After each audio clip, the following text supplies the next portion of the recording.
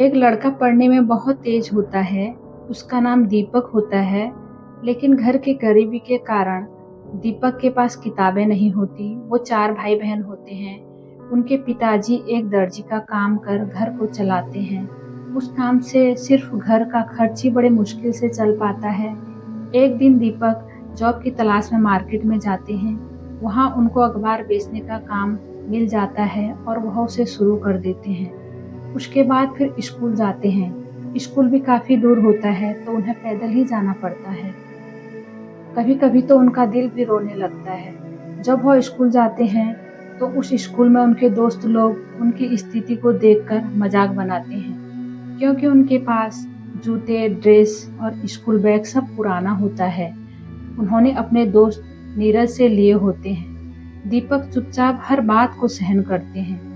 उसके एक ही दोस्त होता है पूरे स्कूल में, जिसका नाम नीरज होता है, जिसने उसको अपनी किताबें, बुक, सारी चीजें दी होती हैं। दीपक को घर से कभी-कभी टिफिन भी नहीं मिलता है, तो नीरज ही उन्हें अपना खाना खिलाते हैं।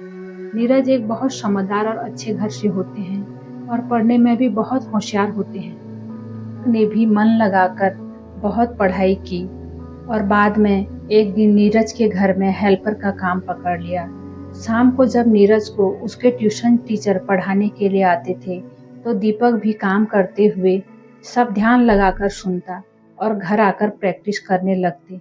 धीरे धीरे दीपक घर आकर बच्चों को पढ़ाने लग गए। कुछ समय बाद अपनी फीस कवर करने लग गए। एक दिन जैसे तैसे दीपक की पढ़ाई पूरी हुई और उन्होंने मन लगाकर फिर गवर्नमेंट जॉब की तैयारी की और एक दिन उनका बहुत अच्छी जगह आईपीएस की जॉब लग जाती है। फिर एक दिन नीरज के पिताजी का बिजनेस ठीक नहीं चलता और नीरज का भी काम नहीं लग पाया, तो उसके दोस्त दीपक को नीरज की बचपन में जो सहायता की थी वो याद आया।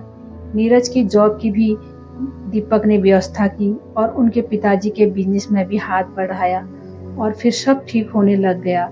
कहते हैं अगर दिल से हम किसी की बुरी समय में मदद करते हैं तो उस इंसान को याद रहता है। अगर आपको यह कहानी अच्छी लगे तो लाइक और सब्सक्राइब करें।